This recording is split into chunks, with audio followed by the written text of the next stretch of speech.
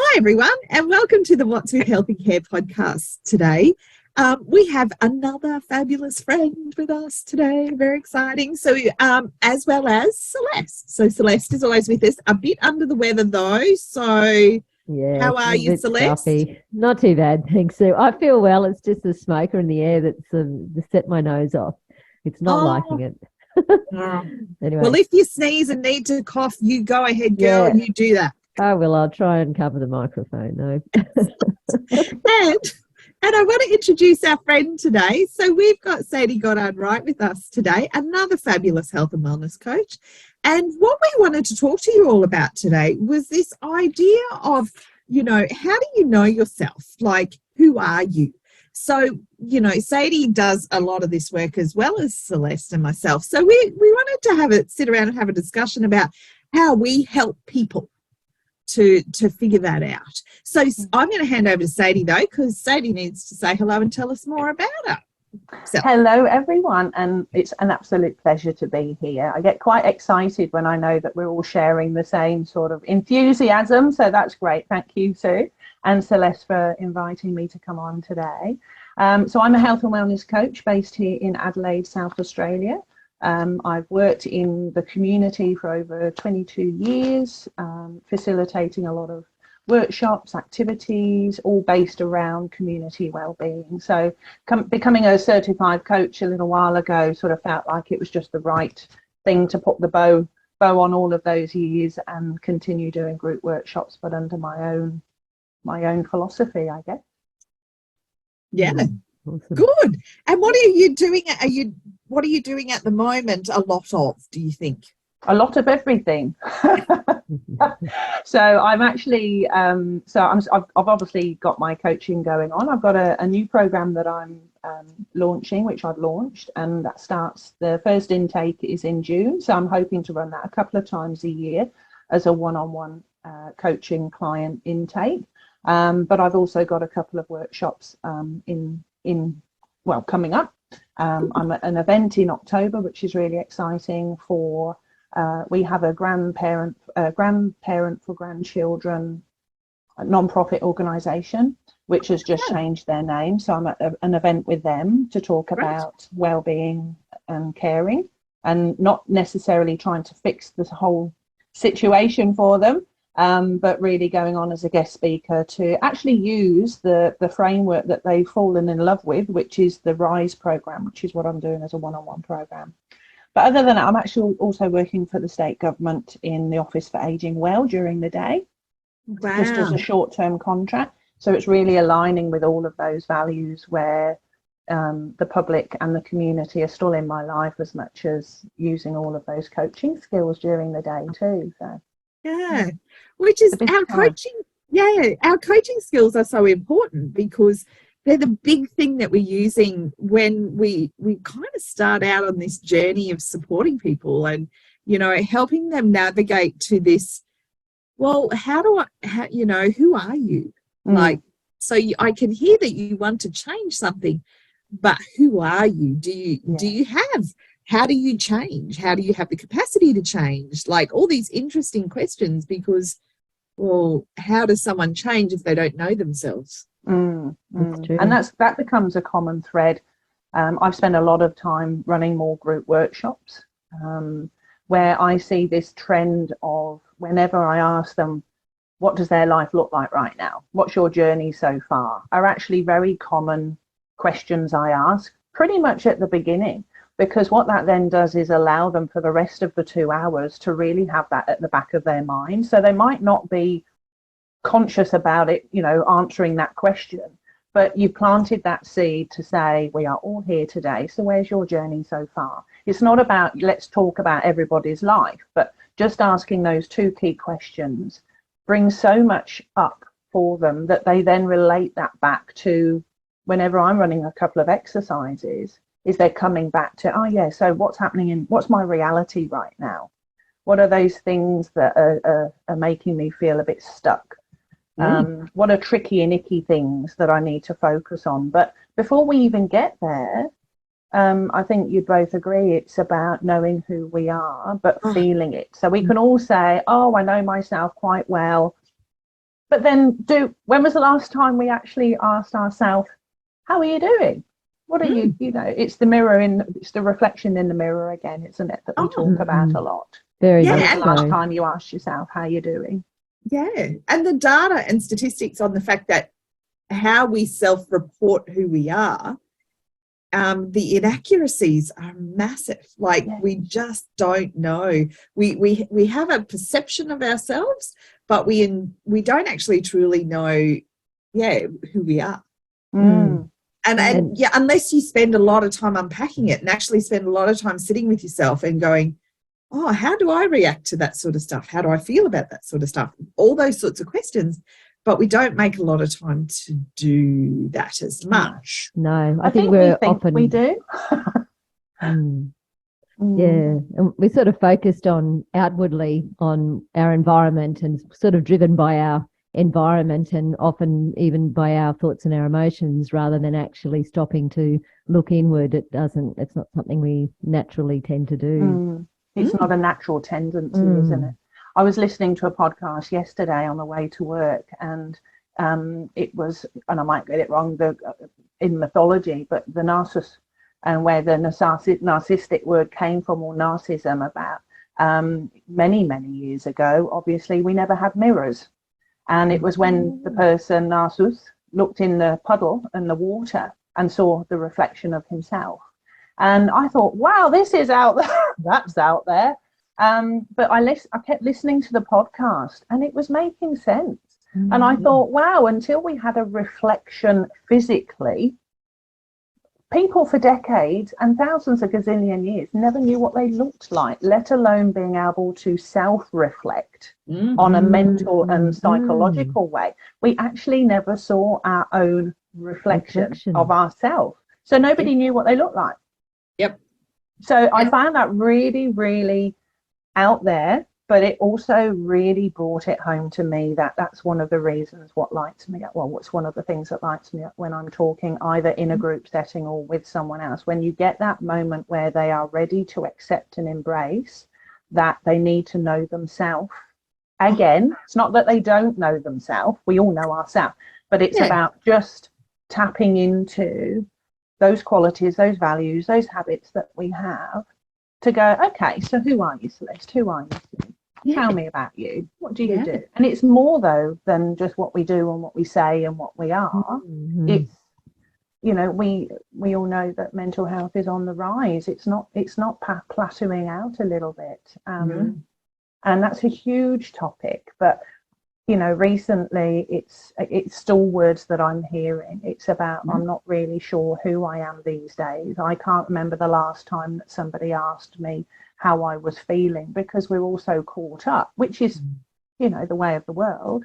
But to, I think, evolve and move forward is really being uncomfortable with accepting and acknowledging who we are first. And I think that's pinnacle when you're starting to talk to somebody about change. And I've got a client at the moment actually who is struggling with that, but is absolutely determined to get to where she wants to get to. And that's amazing, because that's a challenge in itself. Because that navigating, supporting and navigating a client towards learning more about themselves, what do you do, I guess? Celeste and Sadie, sort of what are the key tools do you use to try and help people do that? You know, sort of to give them the self-agency, give them links, go and do some hunting and learning about yourself. And then when you come back, we're going to unpack it together. What tools do you use for that? Do you want to go first, Celeste? No, you go for it, Sadie. You're our guest. That's nice. Thank you. I'll come back another day. I think for me in the early days, so let's use as an example. So when I first, two examples. One, when I'm facilitating a workshop, it's very much about not going too heavy too soon. It's just asking those key questions. It's allowing the silence for them to have that. Now, that might only be 2 or 3 minutes, or, you know, no more than that, because you then start unpeeling the onion a bit too soon in the piece. People get really put off and again, this is, this is feedback that I've had, that if this is new stuff, so if I went back to one of the council depots where I used to work, and start talking to people who spend a lot of their time either on their own out there in the council van, to suddenly start unpacking themselves within 5 minutes, that wouldn't work. Exactly. Equally, the silence is awkward, but at the same time, it's allowing people to have that time to really unravel. Some people are slightly different. They want to get on in a hurry, but they're probably they're less likely to have a better experience, put it that way, if we don't just give them that time to unpack it. From a client point of view, I actually don't go gung-ho at the very beginning. It's that initial conversation is key to providing them with a little bit of homework, and I've got it in the form of a very delicate worksheet that asks some key questions about what's tricky in their life right now, what's positive. So I don't tend to use the word negative, and I don't talk about mindset at the very beginning. So I guess they're the strategies at the very beginning when you're talking about a beginner in wellness, in inverted commas. It's not something that floats everybody's boat. You've got to be gentle. Yeah. What about you, Celeste? What are you using and doing to get people to look inwardly? Yeah, so for me, like the conversation, it takes time to build that rapport and trust. And so, we all start off with some questionnaires. And so, like we have our health and wellness questionnaire that helps to get people thinking along the lines of the different aspects of their life and what's working well for them. And that's a really good sort of container to start things off with. And although it gives us feedback as coaches, it's more about the insight that a client gets from working through those different aspects. And some of that stuff, even myself doing it the first time, I thought, I hadn't really thought about one particular aspect of life and how I'm doing that. I'm sort of focused in other areas. So that's very helpful for just starting the insight and starting people thinking. And then as we work through a few sessions, I'll throw in some of those quizzes, like the VIA strengths quiz, like what are your strengths? Here's a quiz that might help you to start thinking about that and how you use them every day, and that some of those personality ones as well, and the 4 tendencies, because they all help to develop the insight, and they can work through it in their own time and with their own level of interest. So what it tells me is if they're not following through with that, they're not ready. But they've got the option. They don't have me standing over them with my hand on my hip saying, have you done your homework? Yeah, and I think that's key, isn't it? That's it has to come from within. Yeah. There was a client I had approached me last year that I sent all of the information, and obviously had my own level of, I'll send you this first, and then once you fill that questionnaire, the questionnaire in, which is very much about you identifying areas in your life that at the moment you're not feeling confident with, but are equally as important to you, and getting that balance of the importance and the confidence where they want to go. For them, the initial conversation was all they needed. Now, they didn't come back to tap into a coaching program, as it were. It's just what they needed, just that confidence to have a little bit of collateral in their inbox. And I was very happy to share that with them. So they did do the questionnaire, but it never evolved. But, that gives me as much joy being able to help somebody, even if it's not a financial gain, because that's not what it's all about, I know, to have made an impact that's started something off for somebody. And that acceptance. Yeah. And it is that. It's because when somebody first comes to you because they know in themselves that something has to be different, but they're lost as to what is it that wants to be different. And so, helping them unpack that through like a wellness questionnaire is a great tool because as they are going through and scaling, 1 to 10, am I unhappy about this section of my life? Or, am I willing to change this section of my life? What's my confidence rating? And through that, they're sort of going, oh, wow, I didn't even realize that this was such a bother to me. And I actually thought, I mean, I've had it a few times with clients where, like they've come to me with this specific goal of wanting to lose weight, which is something I don't do. I don't do weight loss. But then actually then when they filled it out, they've come to this, there's actually a couple of other things which are more important. So we've traveled on the journey of focusing on what's important to them, because remember, this is all about clients. This isn't about anything else. And we've traversed this pathway of getting better sleep and, moving more and, understanding how blood pressure works or whatever the journey has been. And then, I do know particularly for one lady she came to me one session and was like, Sue, I know you don't do weight loss because you're very clear on that at the beginning, but I need to tell you, I lost 5 kilos since we've been working together. Isn't that the way to do it?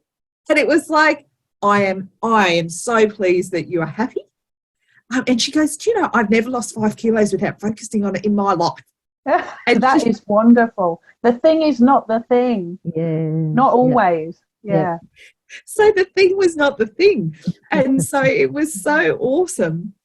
And she's just like this, she has really transformed herself and has just had this amazing result of really finding herself. And you just go, oh, isn't it just fascinating that it's, to us as a simple questionnaire for supporting someone is a life-changing, reflective document that that helps discovery. Absolutely. And I think if you're a visual learner as well, it allows someone to really see that line in the sand where they maybe thought they're just not happy at the moment. Well, that's an example. I just don't feel motivated. I feel a bit flat. I can't keep blaming it on the weather. But the reason why they're feeling flat is because there are other areas in their life that need as much TLC as well for them to then feel motivated. So one of the things I've got in one of my workshops, which I actually have I've got 3 sort of mini signature programs that I just roll out. But I created my own sort of tri-circle bubble, I call it. And it's optimism, creativity and positivity. Now, I test drove that last year and popped it up on the screen and asked somebody what they thought. And instantly they went, oh, I gave them a little bit of time, but she actually connected the dots. So the way that I explained it then to the rest of the room was that the more optimistic we are, the more positive we're going to feel, more creative we're going to be. When we're creative, we're going to feel more positive, therefore we're going to feel more optimistic. And when we're more positive, we're more optimistic and more creative. So just those 3 words, which really have traveled through the last few years with me, from reading, from facilitating other programs.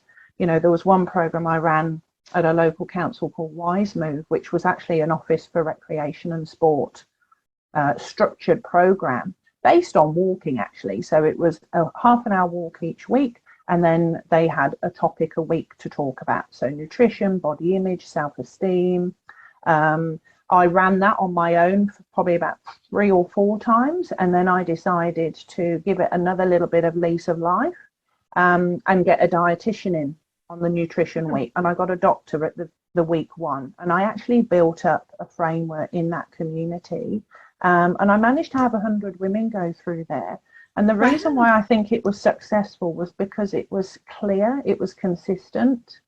It allowed them to navigate through those topics without feeling that it was overwhelming.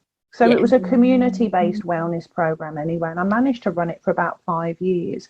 But the sense of optimism, positive and creativity came from that, actually. So when I decided to have my own sort of diagram, those just popped up.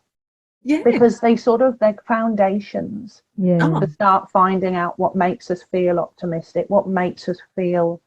And it's not just about feelings and emotions, but given the fact that we are built on emotion, we can only link to our values and understand why we value that so much, because we're connecting it with ourselves. So it's like that loop. Once we know ourselves, we know what makes us tick. Yeah. When we make it tick, we feel better. Definitely. Mental wellness is such a huge part of our own life. even as coaches, we have to stay well to be present with our clients or our participants, or genuinely our colleagues. I know we are all in contact with about 5 or 6 or 7 coaches that went through a similar training. And that's so important to keep grounded for what we believe in, which is how we're then helping other people to manage their own wellness. And that works really well into the last 5 minutes that we've got today, which is that idea of, well, you know, what are we doing to keep in touch with ourselves? So, you know, in this, I might just go, you know, just to each of you and say, what do you do to just know who you are so that you're keeping in touch with yourself while you keep caring for everybody else too? Like, how do you keep your balance? Like, what do you do to know yourself, to keep in tune, to look after yourself? Celeste, did you want to talk to what you do to, you know, nurture and care for self?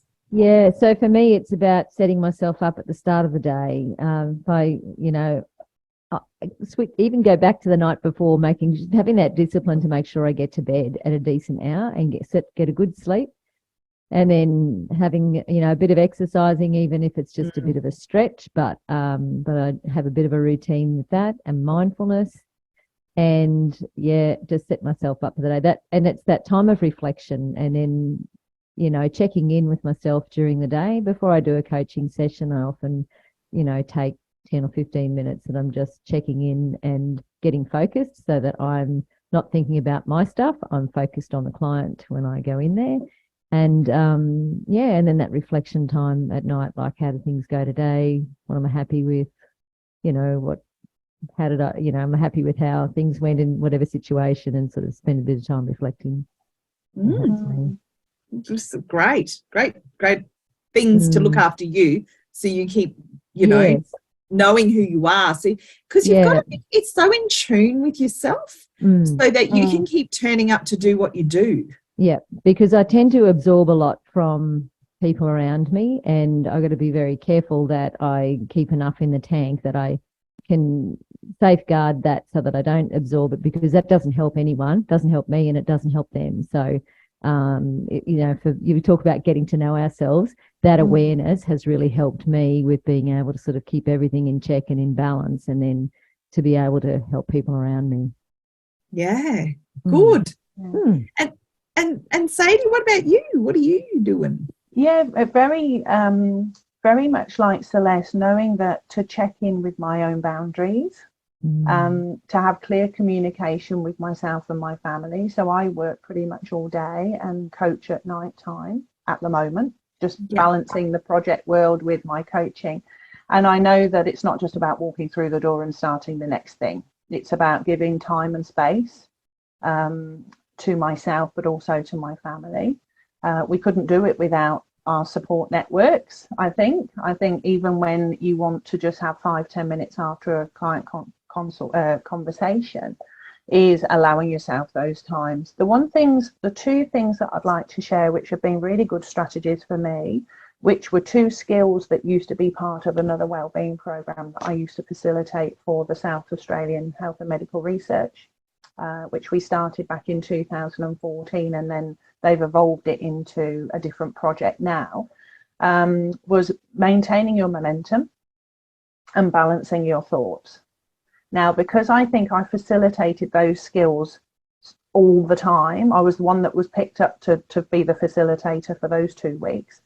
It's so ingrained in me now that if I feel I'm getting a bit edgy or a bit gritty, even at work or at home, I go, balance my thinking, maintain the momentum. And I hope if anyone else wants to write those down, that they have really been good strategies for me when I'm feeling a little bit high and I'm not feeling like Sadie normally feels. I'm feeling like that energy is getting a bit high, and that's when I know I'm too busy and I need to focus. But one of my rituals is actually going to bed with panpipes, just for 10-15 minutes, and just very, very lightly. And I keep finding new little playlists, and that's just, it's no words, it's just and now I actually miss it if we're away camping, I really miss doing that. So Oh, That's lovely. lovely. What Very about much you, Sue? self-care. Yeah. Yeah.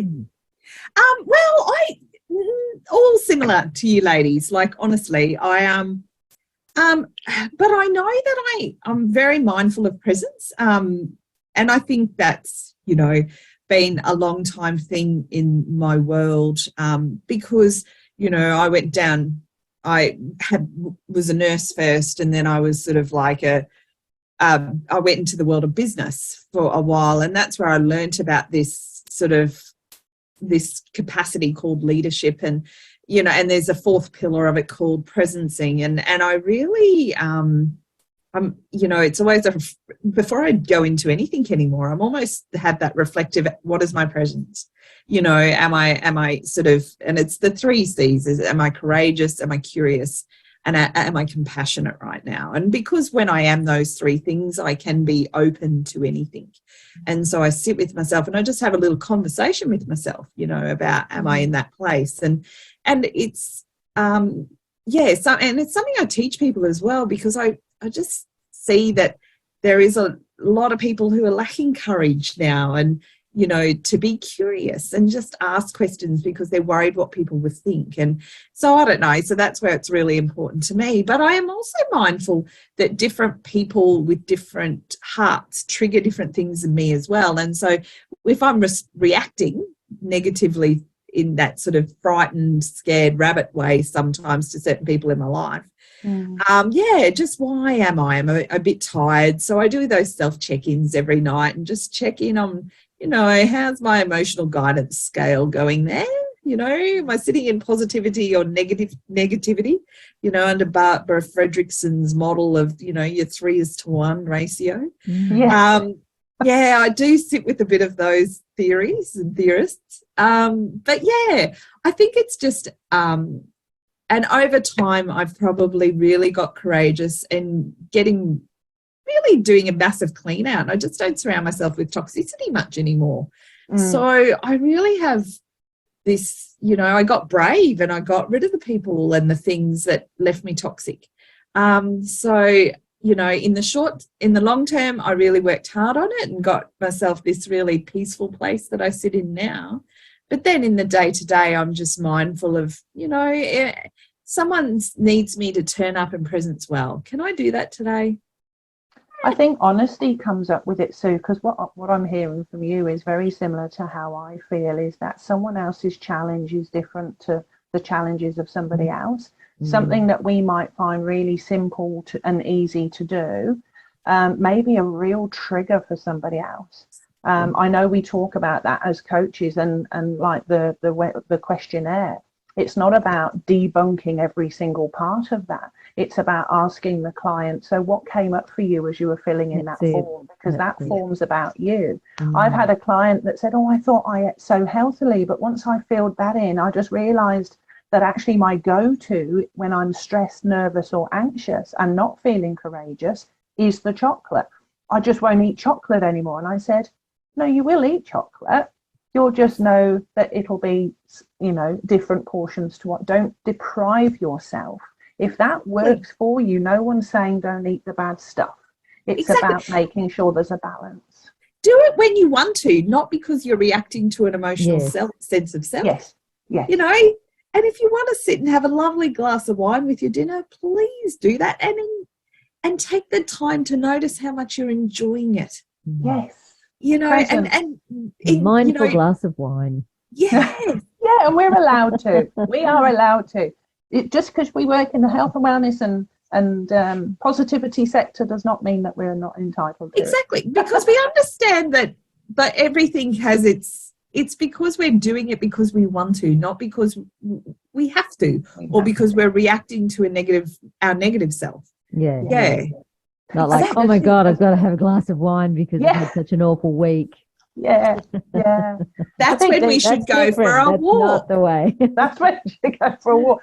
I think for me, it's the self-awareness, it's the self-care, the self-compassion, and the self-determination. And self-determination has popped up quite a lot in some of the readings that I've been doing. And it is actually simply as being determined to achieve move past the ambivalent feeling of you're not sure, shall I, shan't I, what's the point, and getting over those hurdles, and also acknowledging that we know we meet the client where they're at this moment in time. What might bother them in 6 weeks, 12 weeks time might make such a big impact on the way that they then actually see their next 6, 12, 18, 2 years. And also acknowledging that it's totally normal and okay to have some little slip-ups now and again, because realistically, we're human. Well, I think we've just been, and being an ex-media student, and I used to analyse so much in the media, even back in the 90s, which is when I did my degree, and it's still there now. There is still a lot of comparative stuff out there about what we should and shouldn't be doing. And I think if you feel comfortable with what you're doing, and you can identify some of the triggers, you can identify what makes you sad, but you can equally make sure that you acknowledge and give yourself a pat on the back about those small wins and those small things that light you up, that you have been proud of. Yes. You know, I went to a recent medical appointment with my mum, and the doctor actually even said, you know, well done for creating another human being like this, because this is your support. So that lit me up as much as it probably made my mum proud. So, you know, that's on a personal level, but equally when it's a client that you're seeing that you're being able, or a client being a person, I always call them a person, whatever their journey is right now is where they want to identify where it is that they want to go. Yeah, exactly. What's that next step for them? And if we were all, you know, like Buddhas, and we really understood the benefit of being present, it's easier said than done when you're dealing with potential trauma, or again, I don't focus on trauma or post-traumatic stress. If I identified that a client needed that specific help, I would refer on. I'm very open to that.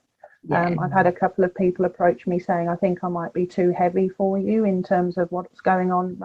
I said, but maybe not right now. You've identified it already that you might need some more clinical support from your GP, but I'm here and I can do this for you. We can work on this together. I can be your conduit or your polyfiller between you moving forward with your plan or your aim or your intention for your own health and well-being, and your clinical space is here. Yeah. No, and that's so true. And I think that's the great thing about when we're helping people to figure out who they are. We are really, we're doing lots of small things, but always with the client, it's the focus of everything. Yeah. So it's a beautiful thing. Is there anything else anybody wants to add today before we sort of get to, you know, before we sign off and say, well, it's been a great chat, but who are you? Yeah, who are you? What's your journey so far? and you know, sit with yourself at the end of today and just go, well, who am I and what would I like to change and how can I do that? Do you think that's it? I think and equally, what am I happy with? What's going awesomely well? And what are the things I bring to the world? What are the gifts I bring to the world? Maybe I'd like to find a way to be able to put them out there more, but I'm not sure how. Yeah. I would like to give somebody, well, whoever's reading, and us ourselves, we'll do the same tonight, is when you're brushing your teeth, just say hello or good night. It's a fantastic, simple tool. For some, it can be a bit odd, but who am I? Hello. Yeah, you had a good day. Yeah, you know, go and have a good sleep. Yeah, it is. It's a fabulous thing. Well, that's great. Well, thank you, ladies, for the great chat today. It's been lovely, and I think that's really helpful for anybody who is watching to go, I wonder if I should sit with myself and wonder who I am.